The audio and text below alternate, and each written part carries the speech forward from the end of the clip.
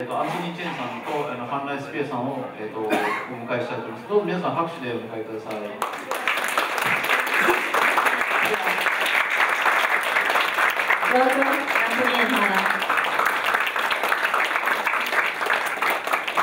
2011年からは、ベルリン映画祭のタレントキャンパスと提携する形になりまして、タレントキャンパス東京という名前をに変わりまして、そして今年が、タレントキャンパス東京としては3回目、ネクストマスターズからすると4回目のこのような人材育成イベントということになっています。で具体的に何をしているかといいますと、この期間ですね、参加者の方々というのは、これはアジアのですね、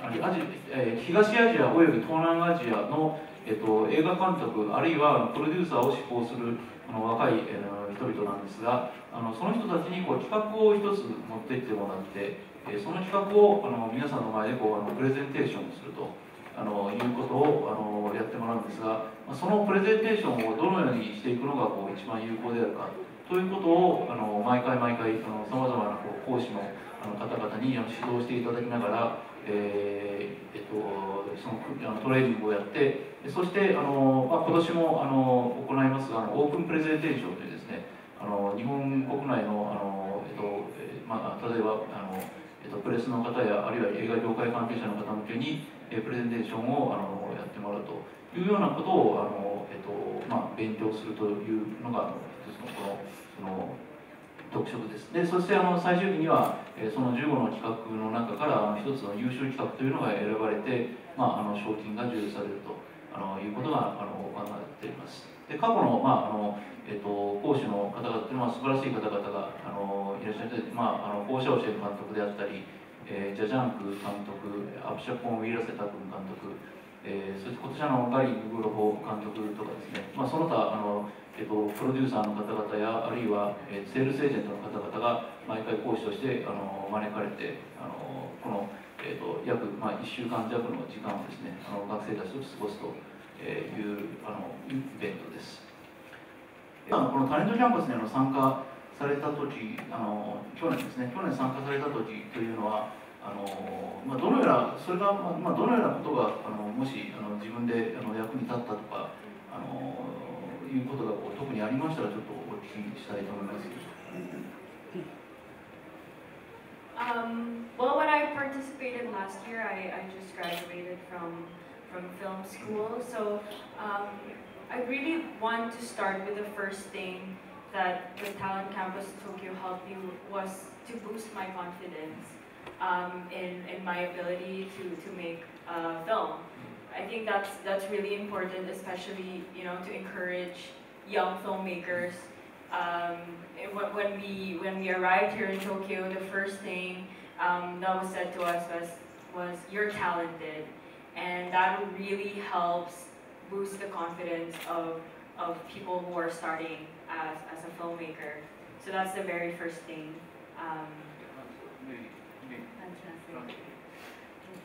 去年、このタレントキャンパス東京に参加した時はちょうど私は映画学校を卒業したばかりだったんですね。そして、タレントキャンパスが私にしてくれたことといえばまずは、映画作りに対する自信をつけてくれたということです。若い作り手にとって一番の応援はそこだと思うんです。東京に到着してまず言われたのは君たちは才能があると、これは非常に心強いことでした。はい。And then the next thing was how to be professional in our chosen field, whether we are a director or a producer. Talent Campus Tokyo briefs us with the basics, having business cards, how to meet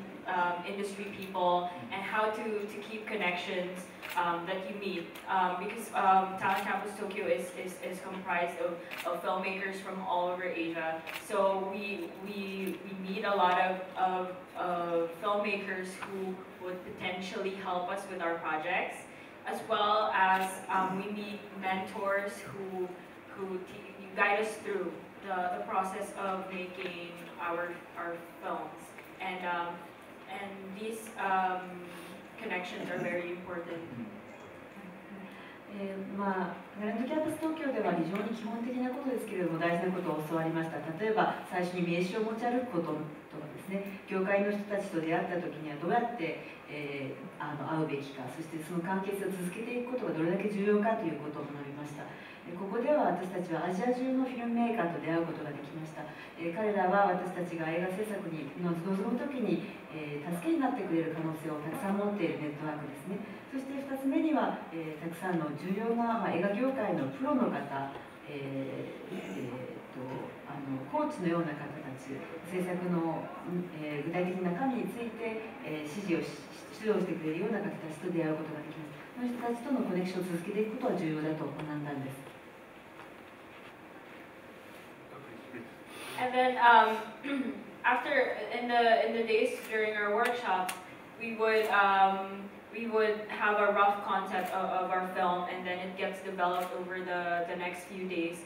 with the help of our mentors and also our fellow participants who give their suggestions and input to our stories.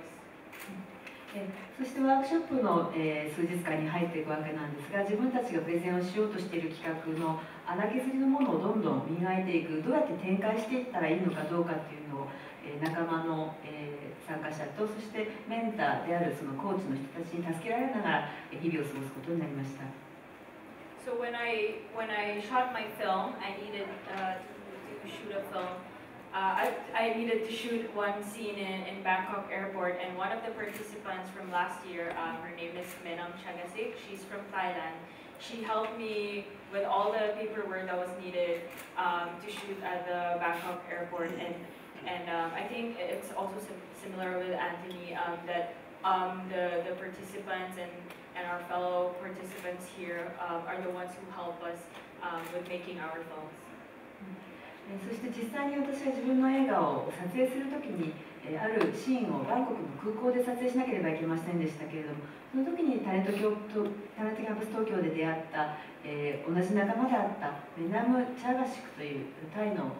参加者ですね、の助けを借りていろいろな書類作業をクリアしていくことができました。おそらくアントニーさんもそうだったと思うんですけれども、ここで作った仲間たちのおかげで、スムーズに映画制作をその後続けることができたということはあります。Okay, thank you very much. So, すみません、じゃあ、アンソニーさんにもちょっと同じ質問をしたいと思います。I was here in 2010. That was the first edition of Tokyo Next Masters before it was called the Tokyo Talent Campus. 私は2010年第1回目の、東京ネクストマスターズと呼ばれていたタレントキャンパスの前身のプログラムに参加しました。At that time, I came and I was selected to pitch a project. The project is called Ilo Ilo, and at the end of the week, where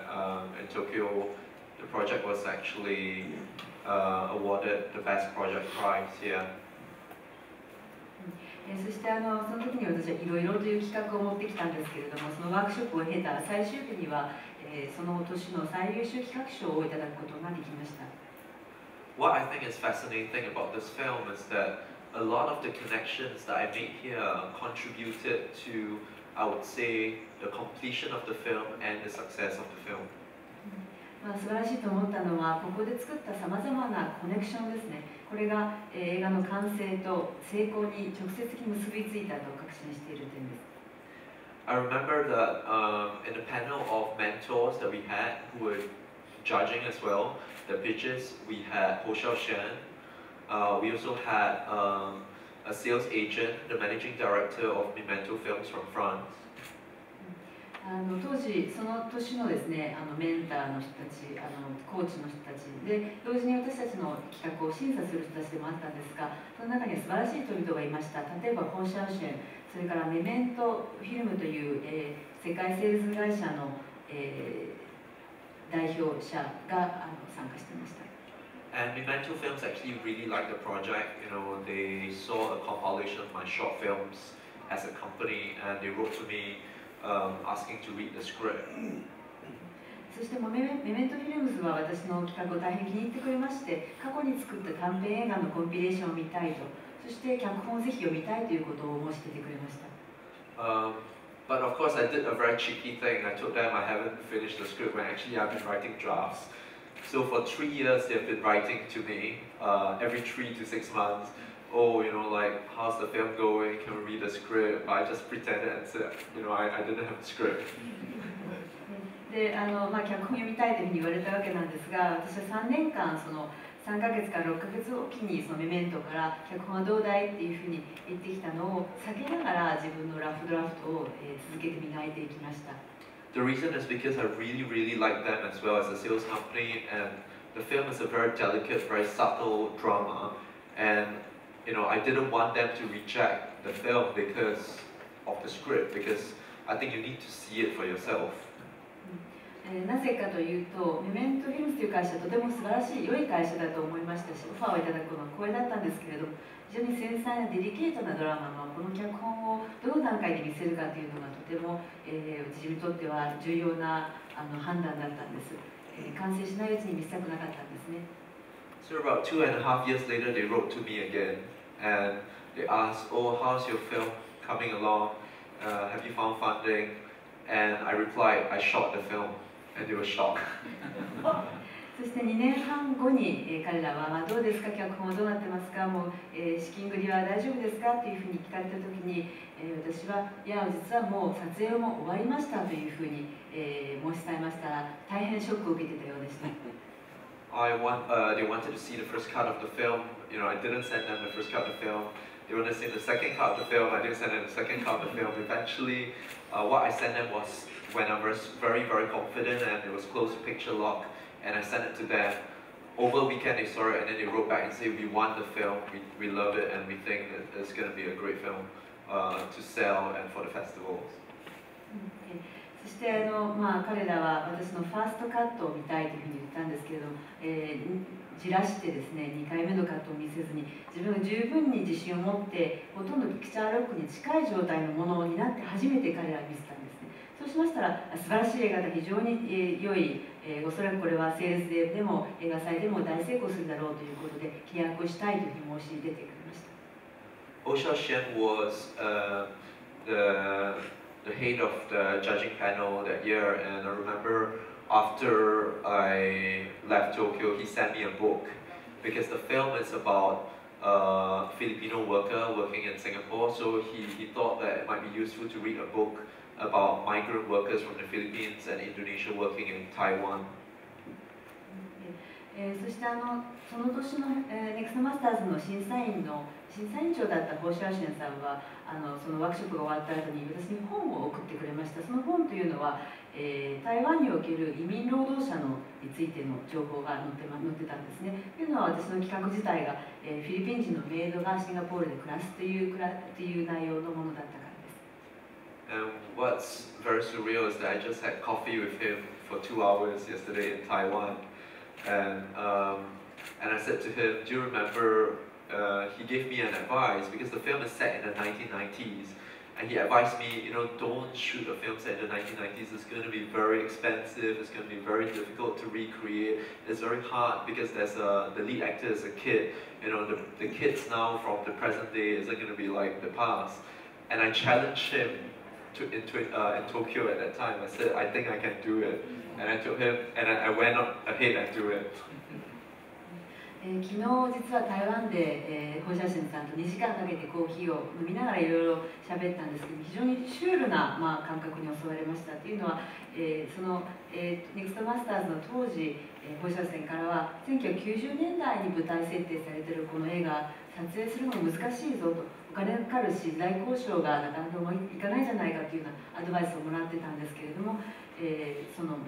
今の子供と90年代の子供っていうのは違うんだからっていうことを言われたわけなんです。私はその時に非常に強く、いや、できるよっていうふうに言い切って、実際に、やりきったわけなので、彼に対して昨日のコーヒーを飲みながら非常に自慢げな気持ちになりました。And apart from the mentors, there were actually 2 participants that I met during the year in 2010 who actually really helped to complete the project. The first one is Sharon Dayok. He's a Filipino filmmaker, and he helped me with the casting of the lead actress from the Philippines. And he set me up up with 30, 40 actresses. Basically, he sorted all the auditions and the actresses in the Philippines. そしてそのコーチの皆さんの他に2010年に出会った同級生というか仲間たちの中で2人が私のこの映画を完成させるのに大変な力になってくれました。1人は、シャロン・ダイオクというフィリピンの、方でして、フィリピンの出演者をキャスティングするのを手伝ってくれたわけなんですけれども、30人から40人ぐらいの女優のオーディションの手配とか、準備を進めるのに手伝ってくれました。And the other person is Charlotte Lim. She is a filmmaker from Malaysia. And one day, I bumped in. I was there to write. I just wanted to go away from Singapore so that I could write my screenplay. And she was driving and she saw me in the streets. もう一人世話になったのはシャーロット・リムというマレーシアの方です。私ちょっとシンガポールで行き詰まっていて脚本を書き上げるのにちょっと違うところに行きたいなと思ったものですからマレーシアに行っていたら私が道を歩いているところを彼女が自動車で通りかかって私を見つけてくれたんです。And I told her about the problems I was having with my current assistant director, and things weren't really working out. And of course, I remembered that she was an assistant director for Tsai Ming-liang and also for Ang Lee. So I said, "Do you want to come and help me?"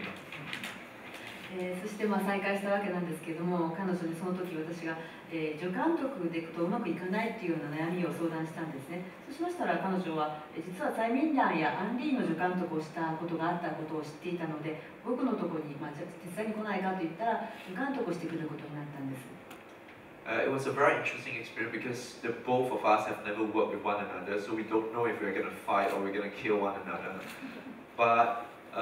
it worked out really, really well. It's her first time, we shot the film in Singapore. It's the first time she had to work outside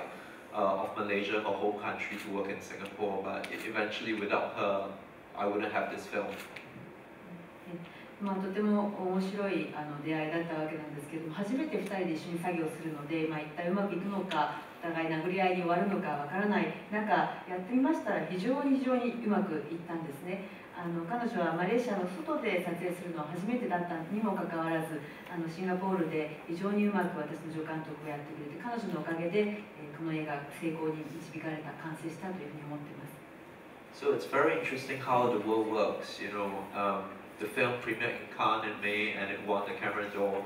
and it went on to go to a lot of festivals and it won over like 20 awards in different festivals, including over the weekend 4 awards at the Golden Horse in Taiwan, including Best Film. You sort of think like there's no Japanese connection, but without Tokyo FILMeX, the film wouldn't be what it is. I don't think the film would have gone where it is today. とても不思議な、縁でその後今年のカンヌで5月にカメラドールを受賞してそしてその後たくさんの映画祭で20以上もの賞を受賞する、作品となりました。その中では先週金馬賞映画祭では最優秀作品賞を含む4つの賞を受賞したわけなんですけれどもこうして見渡してみると日本のコネクションは一切ないようではあるんですけれどもよく考えてみると東京フィルメックスなしにはこの映画の完成も成功もなかったと